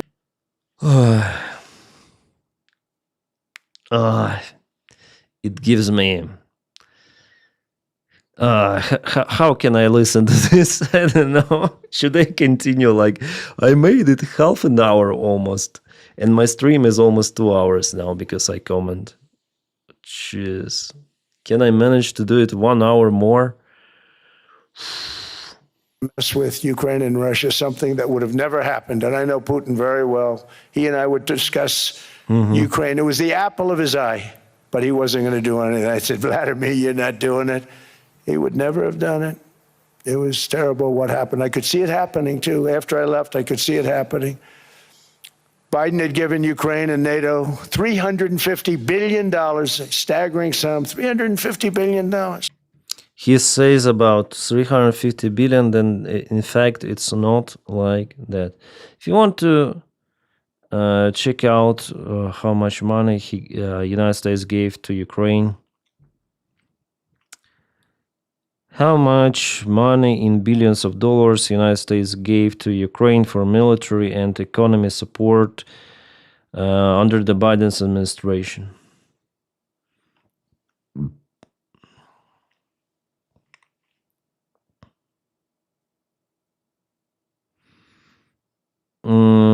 About 180 billion. I thought actually it's less. In overall emergency funding related to Ukraine and the region from February 2022, which includes military, economic, humanitarian, and related support that as allocated by Congress. Of that, around 83 billion had been distributed by late 2024. So those packages were voted after Donald Trump was saying about $350 billion. So the military support, so de facto then America spent around $100 billion. Donald Trump started already said about $350 billion. And later on, Biden's packages were added up. So totally, Independent Institute tracking suggests that the United States spent around $106 billion directly on Ukraine-related aid and roughly $175 billion allocated for activities tied to the war as late of 2024. Military aid. Estimated United States military assistance provided to Ukraine under Biden ranged roughly from about $66 billion, Pentagon says. Like 180 billion. Well, it's 2 times less compared to what he says. 2 times less. I came in and just like the southern border, just like inflation, just like our economy, I said, wow, this place is in trouble, meaning our country. All of these things were out of control. But the border was out of control. We fixed it with the strongest border anywhere in the world. And I've now been working on this war for 1 year, during which time I settled 8 other wars. India, Pakistan, I settled other wars that were Vladimir Putin called me, Armenia, Azerbaijan. Fuck. Oh, Azerbaijan. What is Azerbaijan? Again, no one tells him that he mispronounces it. Azerbaijan. There is no country as Azerbaijan. No, Armenia, he spelled Armenia, not Albania this time. But Azerbaijan is Azerbaijanians, fuck. 8 wars. Did he really? He settled nothing. Nothing. Even this Azerbaijan Armenia war is not settled completely. The final peace agreement hasn't yet been signed. Azerbaijan, and amnesia, yeah. Trump is becoming and yeah. He's like, he has lots of the misspellings. If this was happening under Biden, like this behavior, oh, Fox News and all of those MAGA, oh, this is the delusional dementia guy. This is dementia guy. You see how he behaves. Have you seen how he stood up in the middle of the meeting with the CEOs of the oil companies and just walked to the window, looking to nowhere, up to horizon, saying how beautiful the East Wing, then the East Wing is towards the other place, towards the other side. Yeah, that's Donny. He said, I can't believe you settled that one. They were going on for 35 years. I settled it in one day. And President Putin called me. He said, you know, I can't believe I've worked on that war for 10 years trying to settle it. I couldn't do it. I said, do me a favor, focus on settling your war. Don't worry about that one. What does the United States get out of all of this work, all of this money, other than death, destruction, and massive amounts of cash going to people who don't appreciate what we do? They don't appreciate what we do. Talking about NATO, I'm talking about Europe. They have to work on Ukraine. We don't. The United States is very far away. We have a big, beautiful ocean separating us. We have nothing to do with it.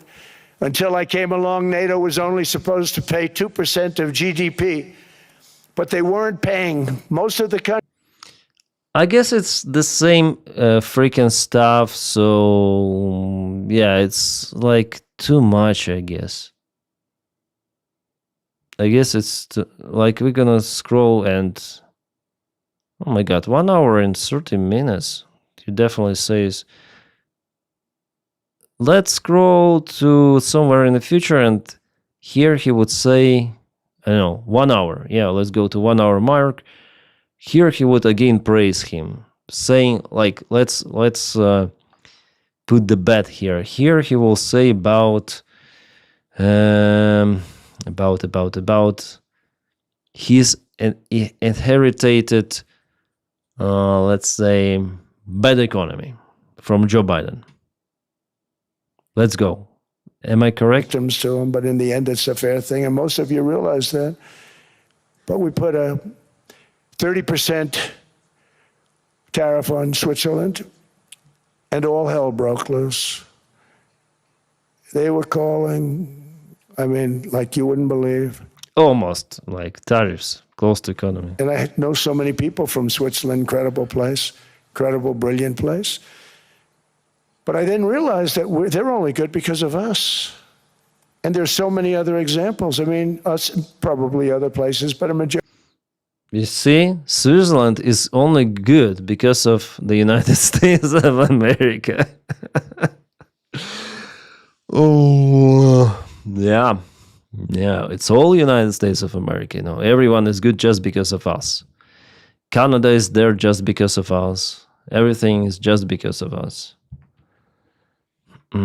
Shit show. I don't want to hurt people. I don't want to hurt them. And we brought it down to a, lower level.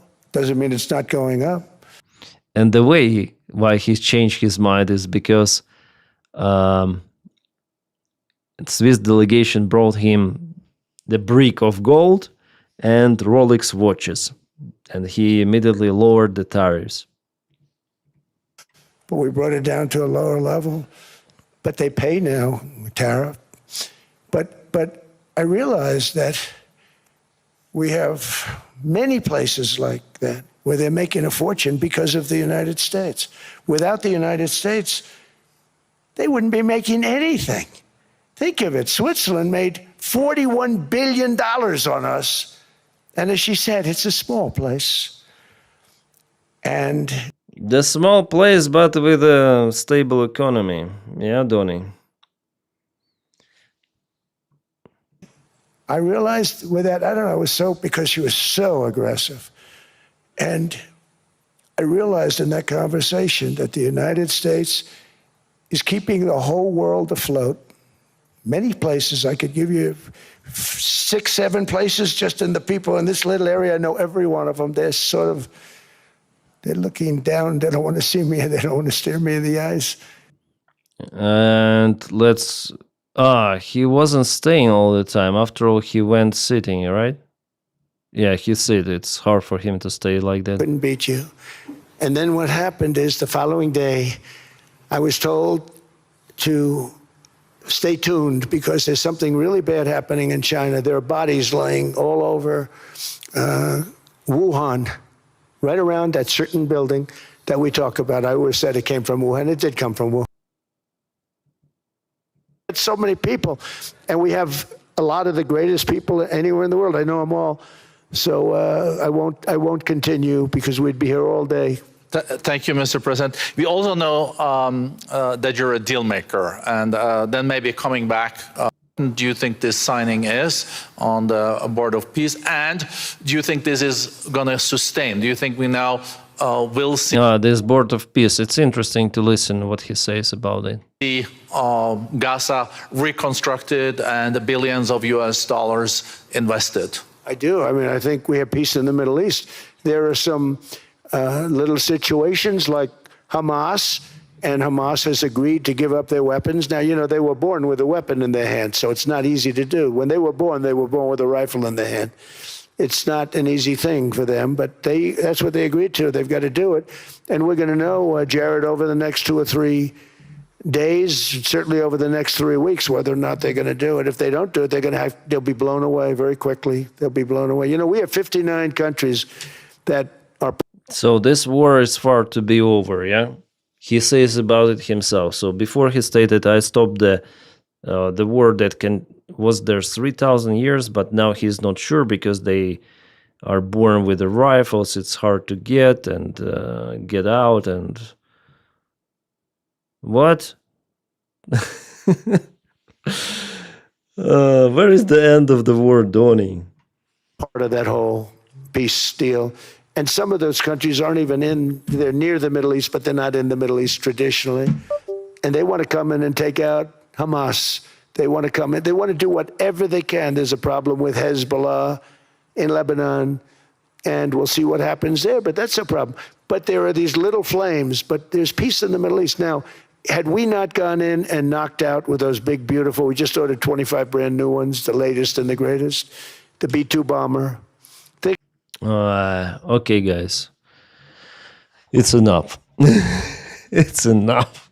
I cannot make it through all the speech. I think it was even like it was loading, yeah, too much. And the problem that it goes like again and again, the same speech, same freaking stuff. Boo boo boo boo boo boo boo boo boo boo boo boo. Every of his speech, every his public appearance, he says about the same stuff. I cannot handle it.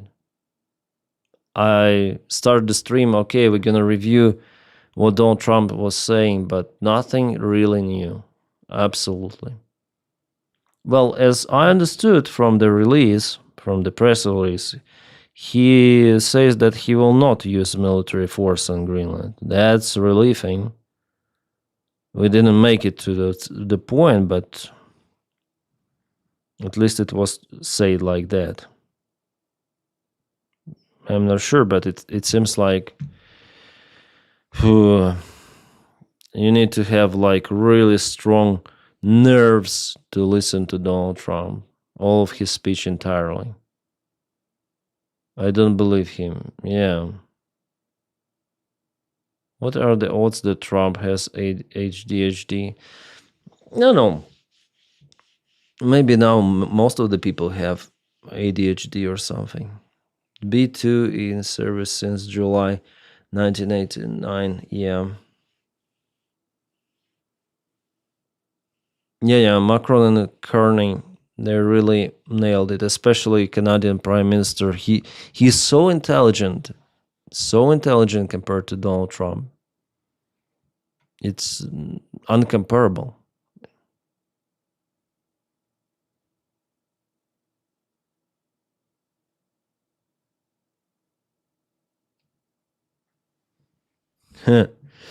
This is interesting.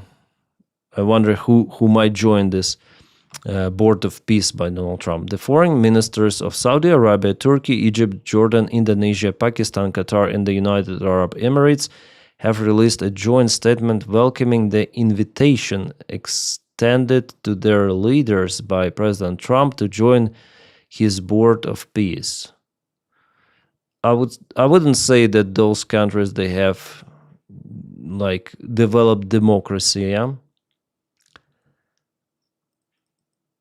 They just want to be friends with Donald Trump. That's why they say. But what is this? Like alternative to United Nations or what? Board of Peace. They cannot make a peace deal with Russia, but they want to create the Board of Peace.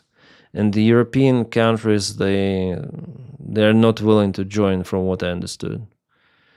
And it means that Donald Trump will be the president, as he says, of this organization till his last breath. So he wants to be this kind of the over-nation leader of some organization that might have some of the influence. But this is useless. It's like the rug pull with his Trump coin or Melania coin. It doesn't have the approval of anything. This is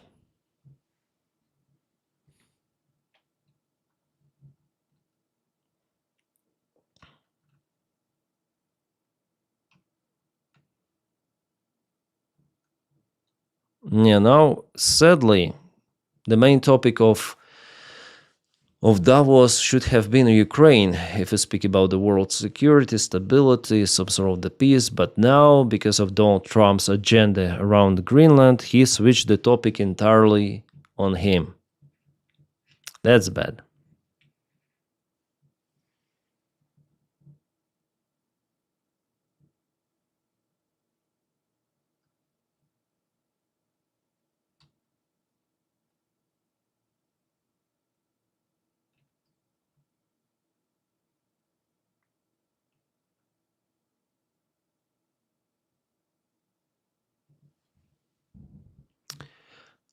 Out of 60 invited countries, the following have confirmed participation in Trump's Board of Peace. Not all. For the moment, we already know that Saudi Arabia, Indonesia, it's not here. Yeah, United Arab Emirates here. United States cheer. Russia, yeah. Do we have Russia? Or no, Russia is not confirming.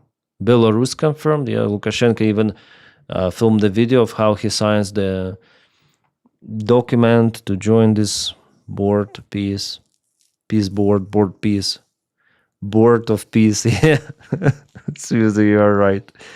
Board of Peace, that's the League of Nations 2.0, yeah. You know, this United Nations is also now League of Nations.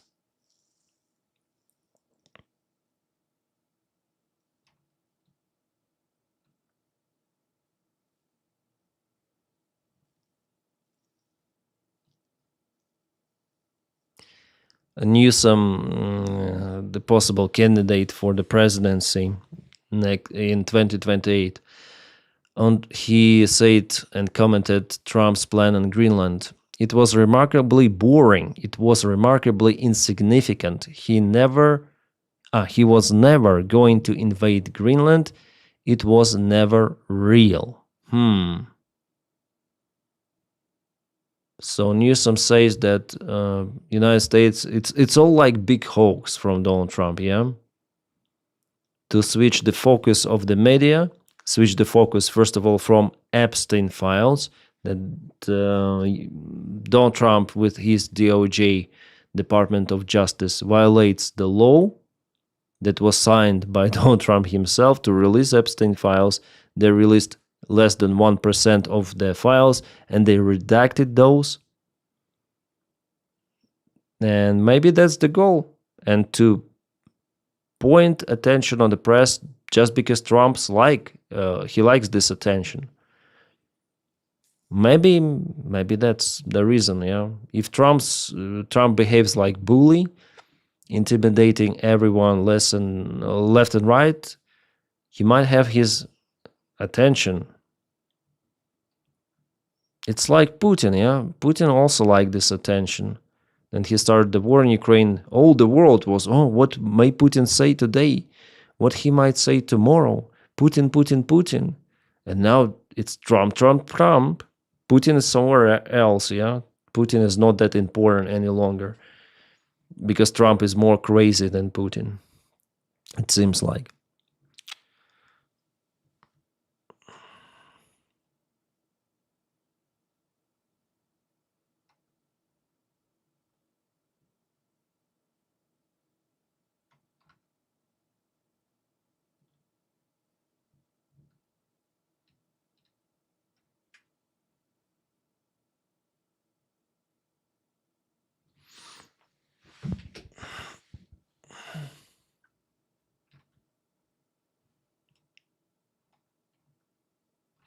Seems like Donald Trump sold Venezuelan oil and stored the money on his private account in Qatar. At least we have it from one of the congressmen of the Republican Party, Thomas Massey, who was for releasing the Epstein files before. So selling stolen oil and putting billions of dollars in bank in Qatar to be spent without congressional approval is not constitutional. Only Congress can appropriate money. The president can legally create a second treasury overseas for his own piggy bank. Wake up, Congress. And Jake Broke comments, you're the Congress, something like that. Jeez. That's what I heard also, that Denys sent money for Qatar bank. Massey is brave to speak out, I think, because his term is almost over. If here, yeah, maybe. I'm not sure.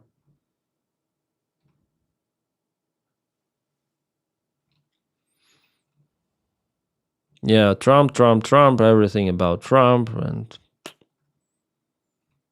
he just wants the attention, it seems like.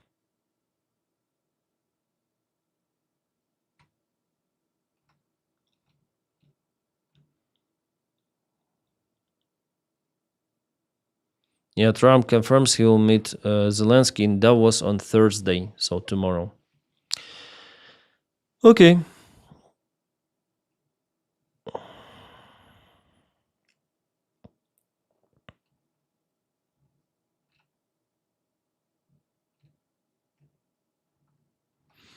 All right, guys, it's been 2 hours. Thank you so much for visiting me. Like, I will spend some time. Maybe you have the questions to ask me. I finished the reviewing news and politics and Donald Trump. It's too much for me today. So if you have like some questions or something to say, you may just comment, and I'm gonna spend maybe some time to respond to your comments. 16 cups of coffee per day is excessive, yeah. What's the best way for a billionaire to get past ketamine? You need to ask Elon Musk about it.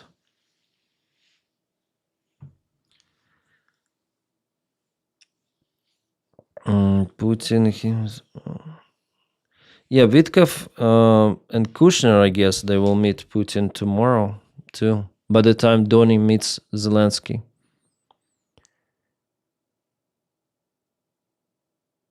Messi is brave to speak out, yeah. He also wants them to pay 1 billion for membership. I think about this board, peace board, it's about those countries who want to join without invitation, they have to pay. If they have invitation, they may join like that, without payments. Baldur's Gate 3, no, I haven't.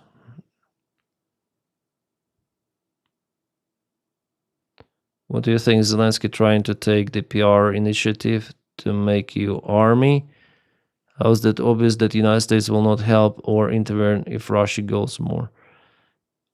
Is Zelensky trying to make the PR initiative? No, I don't think so. I think there are just some rumors that Europe wants to create its own army, but for now it's far away from the reality. What watch are you wearing? It's Casio. Casio G-Shock series. I think I have the mark here.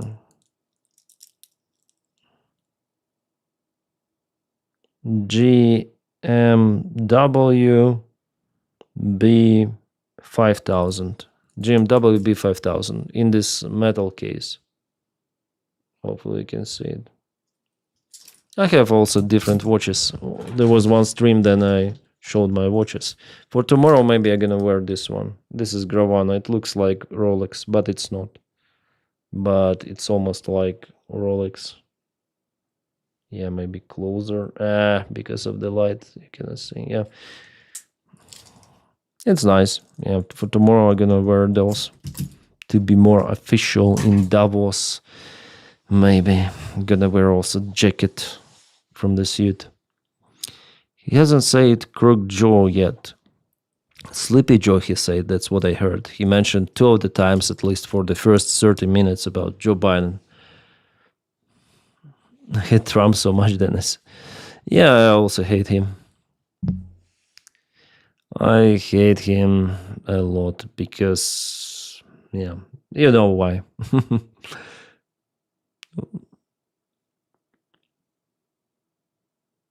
Nini Dennis, all good Dennis, otherwise. What? What Evelyn are saying? If geopolitics is chess game, Putin level is grandmaster and Trump is the beginning. Trump can't checkmate. I think Putin is also not that competent now. He is smarter than Trump, but nothing outstanding. Absolutely. He also lives in a bubble. He's incapable even to win his special military operation against a very weak country compared to Russia. Ukraine is, after all, doesn't have those resources as Russia has. After this bucket chicken finish, he can put full diaper there.